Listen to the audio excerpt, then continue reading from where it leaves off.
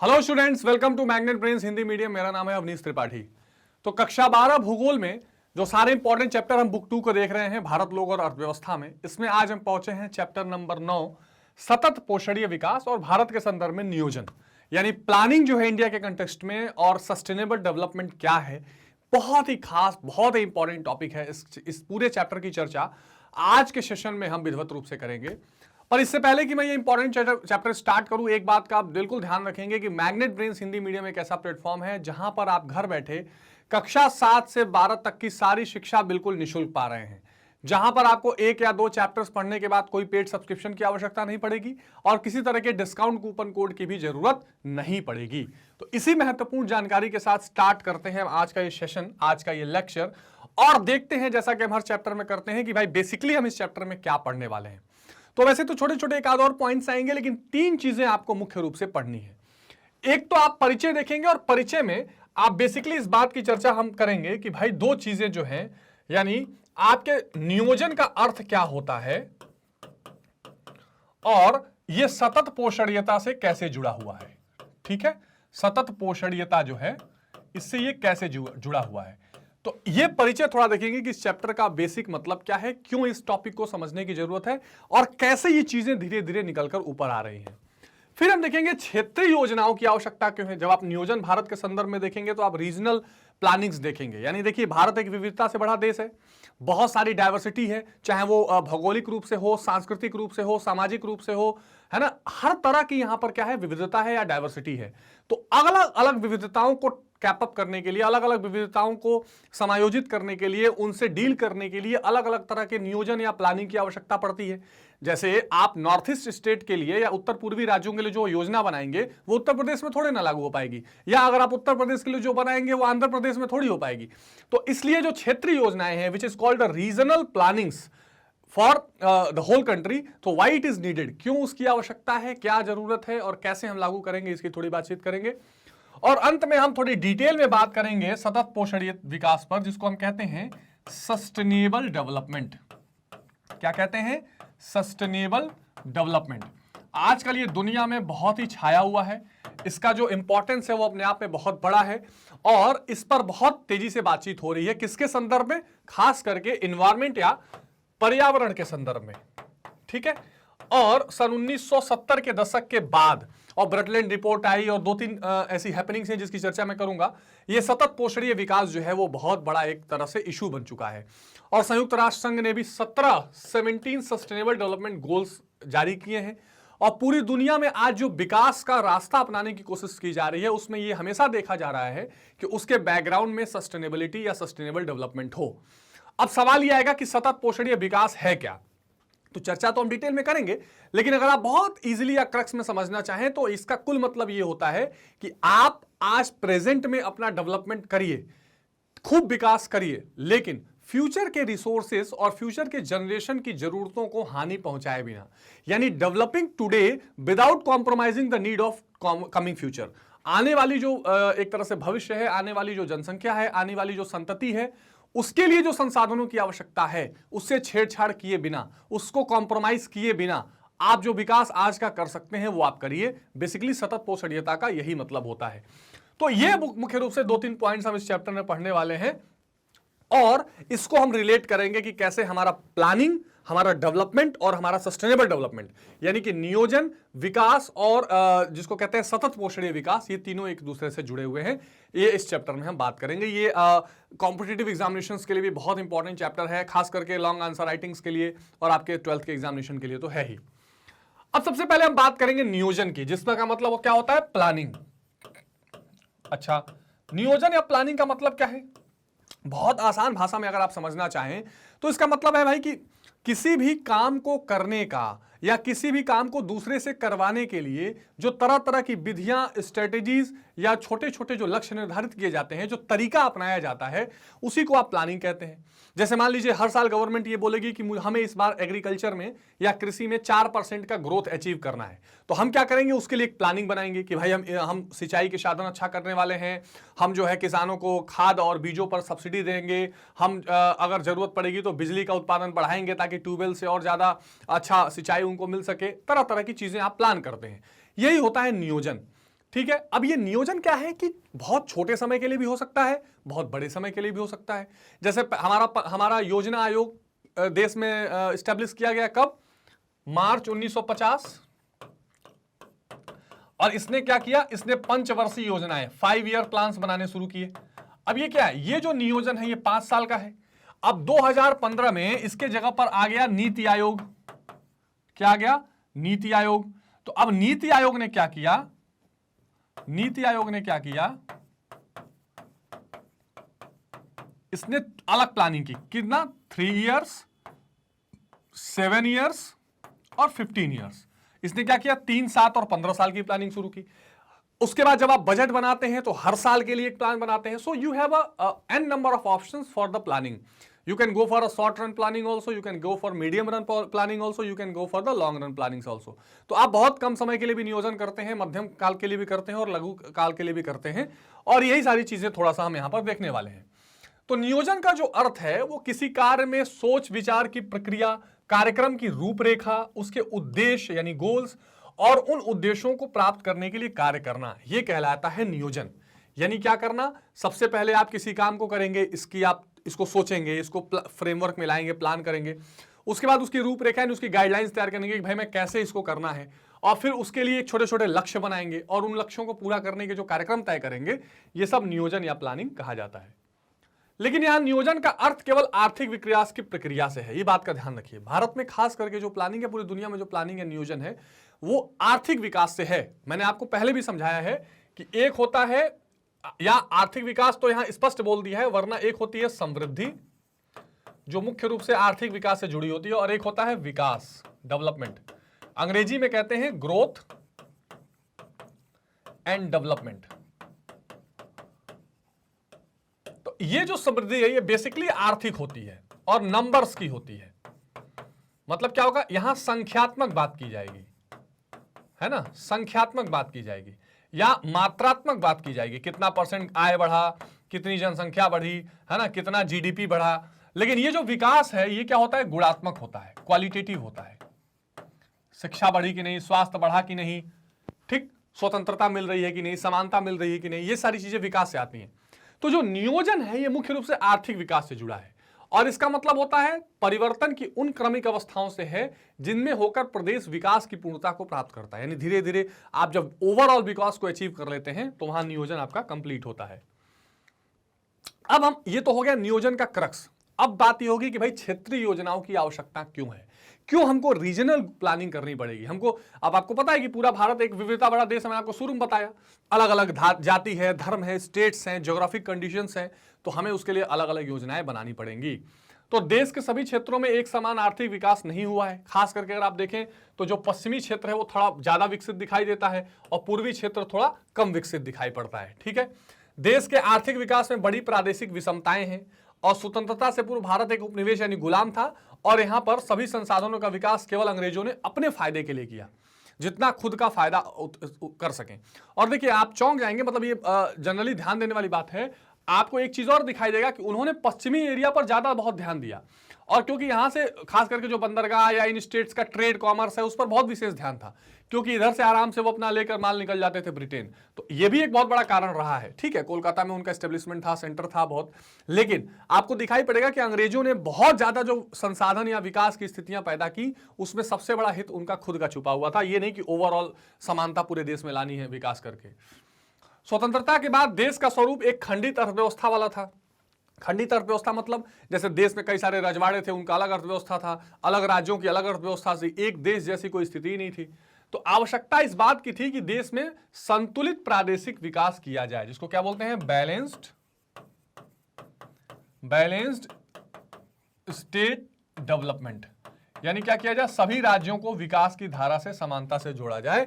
तो इसलिए आवश्यक था कि वहां के जो प्राकृतिक संसाधन हैं, जैसे मान लीजिए झारखंड के पास अगर छोटा नागपुर प्लेट्यू है तो वहीं से वहां के इंडस्ट्रीज को डेवलप करिए। जहां जो प्राकृतिक संसाधन मिल रहे हैं वहां से उसको हम डेवलप करें या उसको विकसित करें।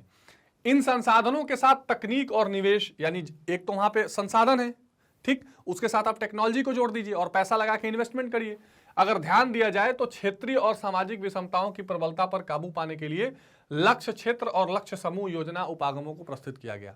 तो फिर क्या किया गया कि जो रीजनल डाइवर्सिटी है या भेदभाव है उससे किनारे हटकर एक ऐसी कोशिश की गई कि हम एक कॉमन ऑब्जेक्टिव को वहां से पूरा कर सकें। लक्ष्य क्षेत्र के अंतर्गत कमान नियंत्रित क्षेत्र विकास कार्यक्रम, सूखाग्रस्त क्षेत्र विकास कार्यक्रम, पर्वतीय क्षेत्र विकास कार्यक्रम सम्मिलित हैं। तो क्या किया गया, हमने लक्ष्य क्षेत्र बनाया, ठीक है, टारगेटेड एरिया बनाया कि इन एरियाज को डेवलप करेंगे। तो उसमें ये कहा गया कि हम सूखाग्रस्त क्षेत्रों को, पर्वत के क्षेत्रों को, अलग अलग क्षेत्रों को टारगेट करेंगे और उनको विकास करेंगे। जबकि जो लक्ष्य समूह था उसके अंतर्गत हमने एक क्या किया, एक क्षेत्र, दो तरह के विकास हमने शुरू किए। क्या किया हमने, दो तरह का, एक हमने बनाया क्षेत्र, लक्ष्य क्षेत्र, और एक हमने बनाया समूह, ग्रुप। तो क्षेत्र में हमने मान लीजिए हमने सोचा कि हम सूखाग्रस्त है, ठीक है, या हम पर्वतीय क्षेत्र मान लीजिए, है ना, ये सारे एरियाज को टारगेट करेंगे। और समूह में जैसे मान लीजिए हम बोलेंगे कि हम किसानों को टारगेट करेंगे, हम महिलाओं को टारगेट करेंगे, है ना, या सीमांत किसान जो बहुत मार्जिनलाइज्ड फार्मर्स हैं उनको टारगेट करेंगे। तो इस तरह से हमने दो तरीके अपनाए विकास करने के लिए। 1970 के दशक में पुनः वितरण के साथ वृद्धि और वृद्धि और समानता जैसे शब्द भी विकास में शामिल किए गए। इसमें लोगों के कल्याण, रहन सहन के स्तर, स्वास्थ्य, शिक्षा, समान अवसर, राजनीतिक और नागरिक अधिकारों की भी बात की जाने लगी। तो धीरे धीरे पहले क्या था, केवल आर्थिक रूप से विकास को विकास माना जाता था, लेकिन 1970 के बाद और खास करके 1990 के बाद जब पूरी दुनिया में एक नया कंसेप्ट आने लगा, कौन सा, मानव विकास, जो हमने देखा है थोड़े दिन पहले, है ना। तो वहां से फिर क्या जुड़ने लगा, लोगों का स्वास्थ्य, शिक्षा, सबको समान अवसर मिले, सबको अधिकार मिले, ये सारी चीजें भी हमारे नियोजन में, हमारे विकास के लक्ष्यों में शामिल होने लगी। ठीक बात। 1980 के दशक में एक बहुआयामी संकल्पना के रूप में उभर गई। बहुआयामी मतलब मल्टी डायमेंशनल, है ना, जिसके कई सारे लक्ष्य हों कि विकास अगर करना है तो उसके कई लक्ष्य रहेंगे, इस तौर पर वो उभरने लगी। जो देश की 8वीं पंचवर्षीय योजना है, इसके अंतर्गत पर्वतीय क्षेत्र और उत्तर पूर्वी राज्य, जनजाति और पिछड़े क्षेत्रों में अवसंरचना विकसित करना, अवसंरचना यानी इंफ्रास्ट्रक्चर को विकसित करना, इसके लिए बहुत सारे प्लान्स और पॉलिसीज तैयार की गई। अब हम थोड़ा सा उसमें से इन रीजनल जो यानी क्षेत्रीय जो विकास कार्यक्रम है, इसमें से अगर हम बात करें तो सबसे पहले हम पर्वतीय क्षेत्र विकास कार्यक्रम की बात कर सकते हैं। तो केंद्र सरकार ने वर्ष 1974 में पर्वतीय क्षेत्र विकास कार्यक्रम आरंभ किया, यानी हिल एरिया को डेवलपमेंट का प्रोग्राम शुरू किया। इसके अंतर्गत उत्तर प्रदेश, तब उत्तराखंड वाला भी एरिया था ना, उत्तराखंड का पूरा पहाड़ी इलाका भी इसी में था। उत्तर प्रदेश के 8 जिले, असम के 2 जिले, इसमें मिकिर पहाड़ी, उत्तरी कछार की पहाड़ी, पश्चिम बंगाल का दार्जिलिंग, तमिलनाडु का नीलगिरी, पश्चिमी घाट जिसमें महाराष्ट्र, कर्नाटक, केरल, गोवा, तमिलनाडु, ये सारे राज्य थे। और इन राज्यों में जो जो पर्वतीय इलाके थे, इनके डेवलपमेंट का प्लान शुरू किया।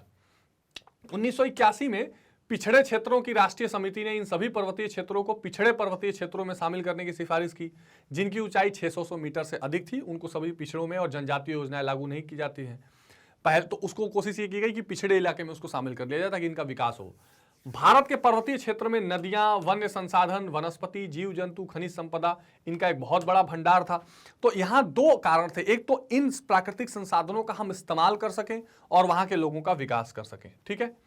पहाड़ी क्षेत्र तथा समीपवर्ती क्षेत्रों में लघु नगरों के विकास से संबंधित समिति के अनुसार वन पर्वतीय क्षेत्रों में एक बहुमूल्य संसाधन है जो जलवायु विषयक परिस्थितियों का स्थिरीकरण करने, वर्षा का विनियमन करने और नदियों के जल प्रवाह को नियंत्रित करने में सहायक है। तो समितियों ने बताया कि भाई पहाड़ी क्षेत्रों में बहुत सारे वन हैं, ये वनों से वर्षा भी रेगुलेट होती है, नदियों का धारा भी रेगुलेट होता है और सारी चीजें स्थिति बनी रहती है। तो इनका संरक्षण, इनको बचाना, इनका विकास, ये सारी चीजें बहुत जरूरी हैं। इसके अतिरिक्त वे भूमि क्षरण की रोकथाम करते हैं, विभिन्न किस्मों के उत्पादों की उत्पत्ति और उन्नति में ये सहायक होते हैं। अतः पहाड़ी क्षेत्रों के विकास के लिए निम्न सुझाव दिए गए। तो समितियों ने क्या किया, जो पहाड़ी विकास कार्यक्रम था, इन्होंने देखा कि भाई देखो, ये पहाड़ों की स्थिति विकसित नहीं है, पिछड़े स्थिति में ये पड़े हुए हैं, यहाँ के जो संसाधन है वो बड़ी आवश्यक हैं, उनका बहुत इस्तेमाल भी है और वो जीवन पूरी अर्थव्यवस्था और दुनिया के लिए जरूरी है। तो हमें इन क्षेत्रों के विकास के लिए कदम उठाने पड़ेंगे। तो क्या सुझाव दिए, स्थानीय संसाधनों का इस प्रकार सदुपयोग हो कि उनसे सभी लोगों को लाभ मिले, न कि केवल प्रभावशाली लोगों को। तो एक सुझाव ये दिएगा कि भाई जो वहां संसाधन है वो कुछ लोगों के ही हाथ में न रह जाए, सभी लोग उसका इस्तेमाल कर सकें और बराबर से इस्तेमाल करें। पहाड़ी क्षेत्रों की अर्थव्यवस्था जीवन निर्वाहक हो, यानी वहां ऐसी इकोनॉमिक बिल्डिंग की जाए, ऐसा बाजार तंत्र या ऐसी अर्थव्यवस्था बनाई जाए कि सब लोग वहां जी खा सकें। इन क्षेत्रों में इन्वेस्टमेंट, निवेश किया जाए, पिछड़े वर्ग के जनजाति का किसी प्रकार से शोषण न हो सके, इस बात का भी आपको ध्यान रखना पड़ेगा। बाजार व्यवस्था में सुधार किया जाए, पारिस्थितिकी से तुलना की जाए, जलापूर्ति, विद्युत और आवास जैसी सुविधाएं वहां उपलब्ध कराई जाए। ठीक बात है। तो इसका परिणाम क्या होगा कि पहाड़ी क्षेत्रों में बागवानी का विकास हो, ताकि लोग वहीं की चीजों को, फलों को, सब्जियों को उगा के उसको इस तरह बेचें कि उनका अर्थव्यवस्था मजबूत हो, वो अच्छे और समृद्ध बने। जैसे हिमाचल प्रदेश में जो सेब के बागान है, देखिए इस बार के इलेक्शंस में वो बहुत बड़ा मुद्दा थी कि वहां के लोगों को हम क्या सुविधाएं दे सकते हैं, कैसे आगे बढ़ा सकते हैं। रोपड़ कृषि का विकास हो, पशुपालन, मुर्गी पालन, वानिकी, लघु और ग्रामीण उद्योग का विकास हो, स्थानीय संसाधनों के माध्यम से किया जाएगा, जिससे क्षेत्रीय विकास के साथ साथ पहाड़ी क्षेत्र में रोजगार भी होगा। तो ये कार्यक्रम सरकार लेकर चली। अब आप समझ गए होंगे कि वो क्या चाहते हैं, यानी वहीं के संसाधनों का इस्तेमाल करके वहां एक अर्थव्यवस्था तैयार की जाए। फिर दूसरा आया सूखा प्रभावित क्षेत्र विकास कार्यक्रम, यानी एक तो हमने पढ़ा पहाड़ी क्षेत्र वाला, दूसरा वो इलाके जहां पर पानी नहीं रहता, सूखा रहता है, उन्हें बड़ी समस्या होती है। तो यह कार्यक्रम चौथी पंचवर्षीय योजना में चालू किया गया था। ठीक है। तो इस कार्यक्रम का मुख्य उद्देश्य सूखा प्रभावित क्षेत्रों की पहचान करके सूखाग्रस्त क्षेत्रों में ऐसे प्रयास करना जिससे लोगों को रोजगार प्राप्त हो और सूखे का प्रभाव कम हो सके और लोगों को जीवन यापन साधन उपलब्ध हो जाए। ये बहुत इंपॉर्टेंट है। चौथी पंचवर्षीय योजना के समय ही भारत में हरित क्रांति भी चल रही थी, जस्ट शुरू हुई थी। ठीक है, क्योंकि तीसरी पंचवर्षीय योजना से 1966 से 69 तक प्लान हॉलीडे था, मतलब कोई पंचवर्षीय योजना नहीं बनी। फिर 69-70 के बाद चौथी शुरू हुई और उस समय देश में हरित क्रांति भी चल रही थी और फिर ये सरकार ने विकास योजनाएं लाई कि हम जो सूखा इलाका है वहां भी रोजगार लोगों को प्राप्त हो, उसकी भी कोशिश करेंगे। पांचवी पंचवर्षीय योजना में इस कार्यक्रम को और विस्तृत किया गया और इस कार्यक्रम के अंतर्गत प्रारंभ में ऐसे सिविल निर्माण कार्यों को प्राथमिकता दी गई जिनसे ज्यादा श्रमिक हो। तो वहां क्या कोशिश किया जाएगा, मान लीजिए जहां सूखा है वहां कृषि की संभावनाएं तो बहुत कम है, तो कुछ क्या किया जाए, निर्माण कार्य किया जाए, रोड, सड़क, बिल्डिंग, इस तरह कुछ ऐसी बनाई जाए चीजें जिससे लोगों को रोजगार मिल सके। तो ये चीजों को प्राथमिकता दी गई। बाद में इसमें सिंचाई परियोजना, वनीकरण, भूमि विकास कार्यक्रम, चारागाह, आधारभूत ग्रामीण अवसंरचना जैसे विद्युत, सड़क, बाजार, ऋण सुविधा, ये सारी चीजें शामिल की गई ताकि लोग इसका फायदा उठा के विकास कर सकें। तो एक हम क्या देखा हमने, पर्वतीय वाला, और एक हमने क्या देखा, सूखा क्षेत्र विकास कार्यक्रम। तो ये क्या है, ये क्षेत्रीय विकास या नियोजन के कार्यक्रम है, इसको ध्यान में रखिएगा, यहीं से सवाल इस तरह से पूछे जाते हैं। तो ये दो चीजें हमने देखी। अच्छा, पिछड़े क्षेत्रों के विकास की राष्ट्रीय समिति ने इस निष्कर्ष पर पहुंची कि यह कार्यक्रम केवल कृषि और उससे संबंधित कार्यक्रमों के विकास तक ही सीमित है, कि हम कृषि से रिलेटेड जो चीजें रहेंगे उसी से इन क्षेत्रों का विकास करेंगे। इसमें पर्यावरण संतुलन की पुनः स्थापना पर बल दिया गया, क्योंकि सूखाग्रस्त क्षेत्र में जनसंख्या वृद्धि के कारण जो खाद्यान्न उत्पादन के लिए सीमांत भूमि का उपयोग भी हो रहा है, तो पर्यावरण का संतुलन बिगड़ रहा है। तो एक चुनौती ये भी थी कि भाई जो सूखा वाला क्षेत्र है वहां अनाज बहुत कम हो रहे हैं, तो जहां थोड़ी बहुत भी जमीन होगी लोग उसे वो अनाज में उगाएंगे, तो वहां से जंगल कटेंगे, पेड़ कटेंगे, तो वहां भाई और सूखा होता जाएगा, पर्यावरण का संतुलन बिगड़ेगा, इसको भी बचाना जरूरी था।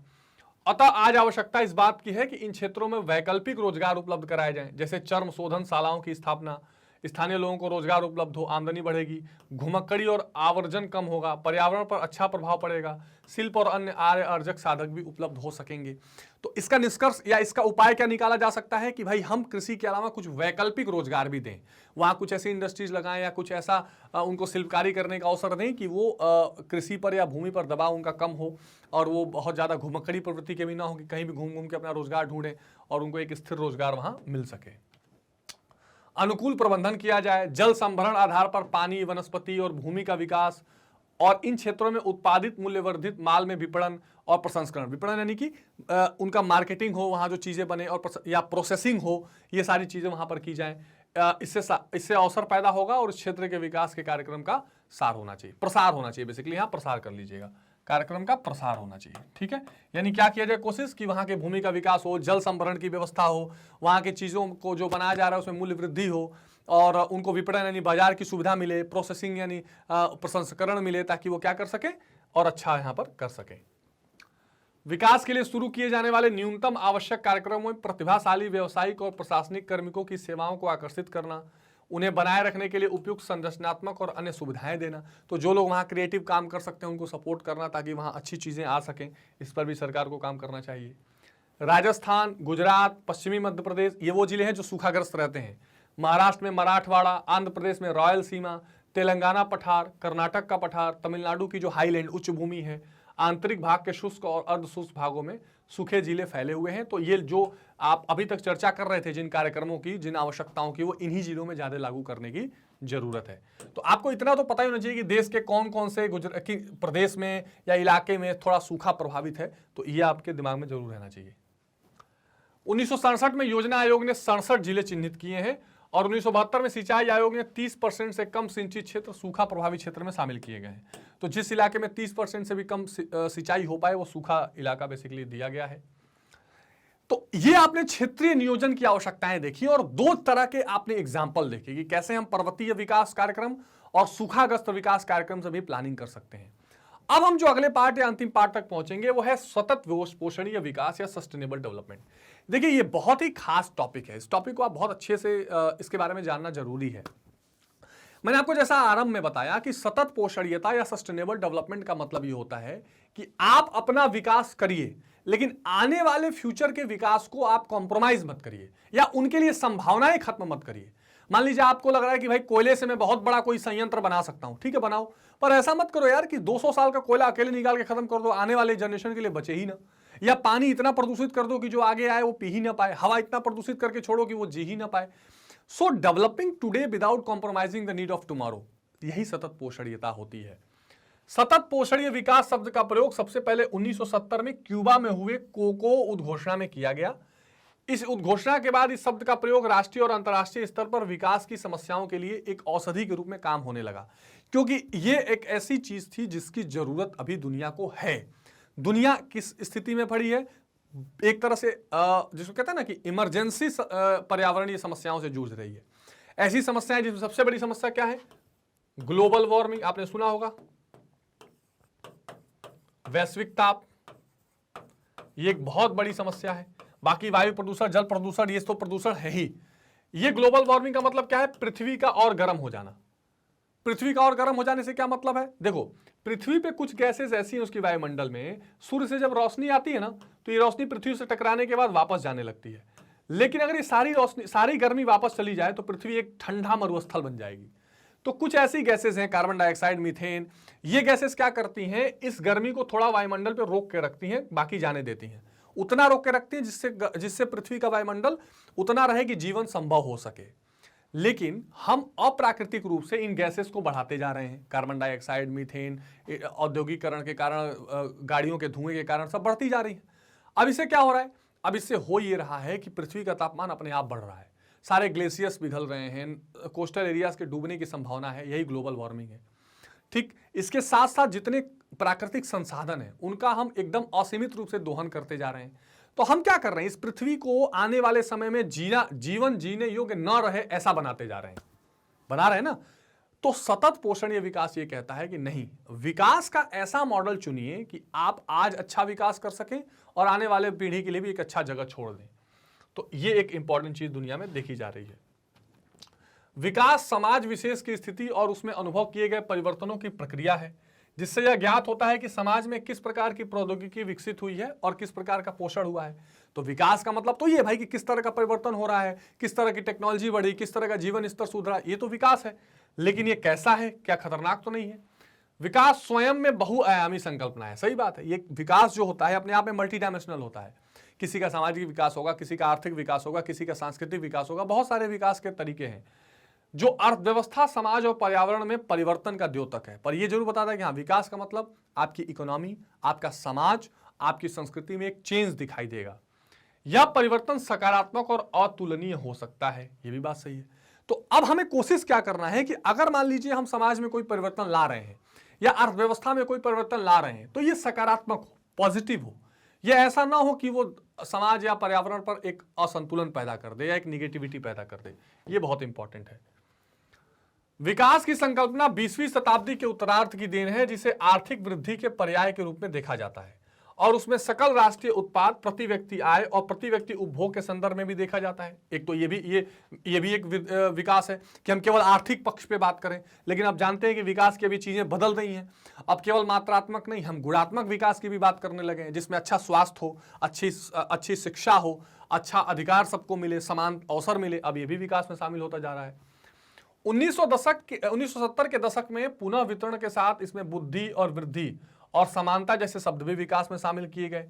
इसमें लोगों के कल्याण, रहन सहन के स्तर, स्वास्थ्य, राजनीति भी शामिल की गई, राजनीतिक अवसर भी शामिल किए गए। मतलब विकास पहले 20वीं शताब्दी में तो ये था कि केवल आर्थिक समृद्धि हो, लेकिन फिर विकास में ये चीजें भी जुड़ गई हैं।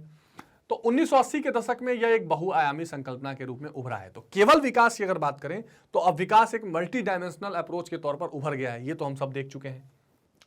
लेकिन अब बात आई कि सतत पोषणीय विकास क्या है। विकास तो हम समझ गए कि भाई विकास अब केवल एक छोटा सा पहलू नहीं रहेगा कि केवल आर्थिक समृद्धि या प्रति व्यक्ति आय बढ़ाना है। इसमें सामाजिक रूप से भी विकसित होना, अधिकारों से भी विकसित होना, सब कुछ आ गया है। लेकिन सतत पोषणीय विकास क्या है?